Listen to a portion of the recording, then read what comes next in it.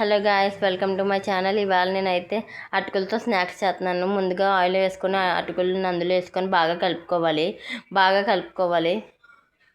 బాగా కలుపుకున్న తర్వాత దాంట్లో కొద్ది కారం, కొద్దిగా ఉప్పు వేసుకొని బాగా కలిపేసుకోవాలి. మొత్తం అంతా కలిసేలాగా కలుపుకోవాలి.